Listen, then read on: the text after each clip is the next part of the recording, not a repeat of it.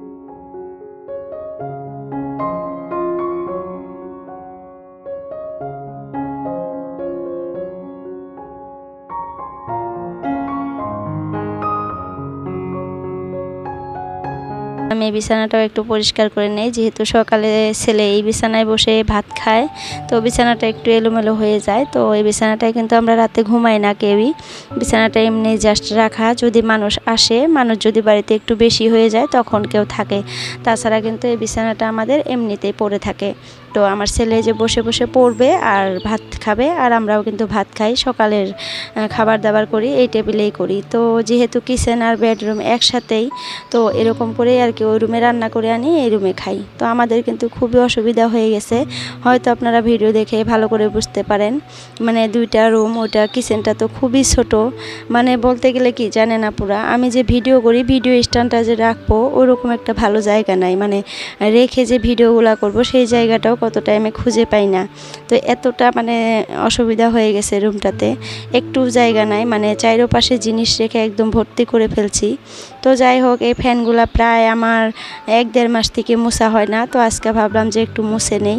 আর কিচেনটা যেহেতু একদম লাগালাগি, তো এই ফ্যানটা যেহেতু এখন গরম পড়ে গেছে, সব সময় ঘুরে, তো এই যে রান্নাবাড়ি যে করি সেই তেল টেল আর ধুলি বালুগুলো একদম লেগে কেমন যে কালা কিটকিটে হয়ে গেছিলো, মানে লেত্রা হয়ে গেছিলো। আর আমি টিস্যু পেপার দিয়ে মুছে নিলাম, টিস্যু পেপার দুইটা আপনাদের সাথে শেয়ার করলাম, কতটা কালো হয়ে গেছে, মানে নোংরা হয়ে গেছে হয়তো দেখলেন। আর আজকে আমি সব ফার্নিচারই এমনি একটা কাপড় ভিজিয়ে, মানে এই আলনা টালনা বলেন, শোকেস, ড্রেসিং আয়না, এগুলা মুছবো।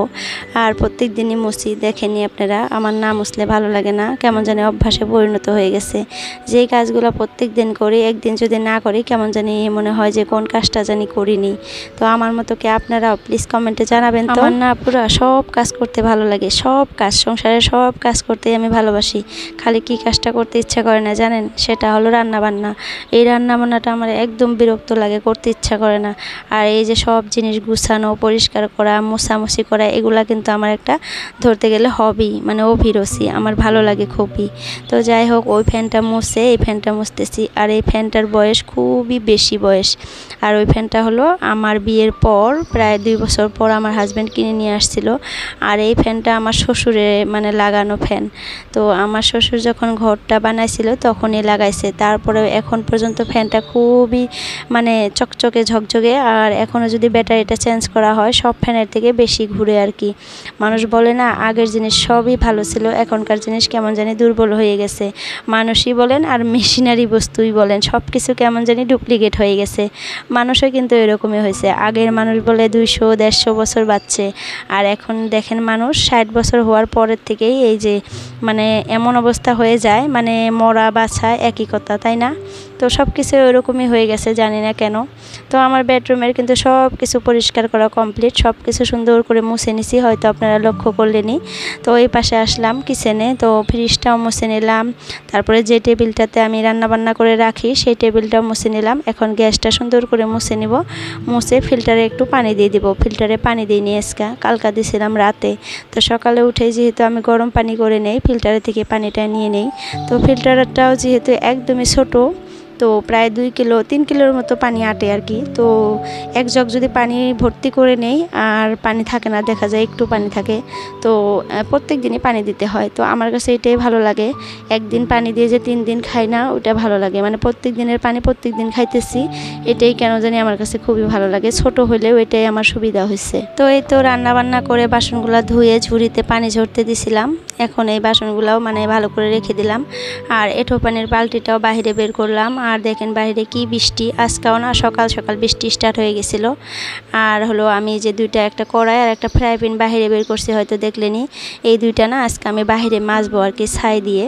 তো সবসময় যেহেতু ঘরেই মাজি ভিমবার দিয়ে, তো ছাই দিয়ে মুছলে দেখা যায় বেশি পরিষ্কার হয়। তো যার জন্য বের করে নিলাম। আর বাইরের অবস্থাটা একটু আপনাদের সাথে শেয়ার করলাম। দেখেন কি অবস্থা, আবার বৃষ্টি আসবে। মানে সারাটা দিন বৃষ্টি রোদ এইভাবেই যায়, দিনটা খুবই খারাপ। আর এই দিনে দেখবেন মানুষের বেমার আজারও খুব বেশি হয়, কারণ গরম ঠান্ডা মিশাল। তো যাই হোক, বারিন্দার মধ্যে বৃষ্টি পড়ে একদম পানি দিয়ে ভর্তি হয়ে আছে। আমি একটু বারিন্দাটা মুছে দিতেছি, ঘর মুছে নিছি, কিন্তু অফ ক্যামেরাই আপনাদের সাথে শেয়ার করলাম না। আর ঘরের মধ্যে ওরকম জায়গাও নাই যে আমি ভালো করে ক্যামেরাটা রেখে ঘরটা মুছবো, সেগুলো আপনাদের সাথে শেয়ার করব।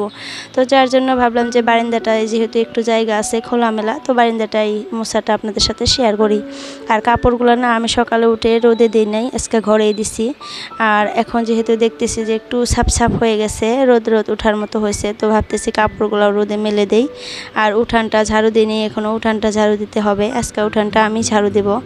তো যাই হোক, আগে ঘরটা ভালো করে মুছে নিলাম। আর আমার সোনামাকে কিন্তু একজন নিয়ে গেছে, তো তাকেও আবার খাওয়াবো। তার খাবার রেডি করে কিন্তু আমি ঠান্ডা হওয়ার জন্য দিয়ে দিছি, অফ ক্যামেরাই করছি। তো আজকে যে আমি কয়বার কাপড় বের করে দিছি তুলছি আমি বলতে পারবো না, কারণ বারবার বৃষ্টি আসছিল, আবার বারবার রোদ উঠছিল। তো এখন আবার একটু রোদে দিছিলাম, তো আবার দেখলাম যে বৃষ্টি চলে আসছে। তো নিয়ে আসলাম ঘরে, ভাবলাম যে রুমের মধ্যে রেখে দেই, আর বের করব না। মানে কেমন যে লাগে না, বিরক্ত লাগে বুঝছেন। এই বের করে দেই, এই রোদ উঠে দেখেন বের করলাম, প্রায় আধা ঘন্টার মতো বৃষ্টি ছিল। তারপর আবার কি সুন্দর চকচকে হয়ে গেল। তারপর আবার মেলে দিলাম কাপড়গুলা, এখন শুকিয়ে গেছে বুঝছেন। সেই 11টার থেকে এই মানে 11টা না, ধরতে গেলে 9টার থেকে এই কাজ করতেছি। তো 3বার দিছি, 3বার তুলছি। তো এখন লাস্ট দিছিলাম, শুকিয়ে গেছে। এখন প্রায় 12:30 না একটার মতো বাজে। তো কাপড়গুলো এখন তুলে নেই। আমার কিন্তু গোসল করা কমপ্লিট, আমার সোনামাকেও গোসল করিয়ে খাইয়ে দিছি। এখনও আমার ছেলে স্কুল থেকে আসে নাই, স্কুল থেকে আসার সময় হয়ে গেছে। তো আজকে আমার ভিডিওটা এ পর্যন্ত। যে দেখে আছেন আপুরা এন্ড ভাইয়ারা, সবাইকে অনুগ্রহ করে রিকোয়েস্ট করে বলতেছি প্লিজ চ্যানেলটা সাবস্ক্রাইব করবেন। Bye bye.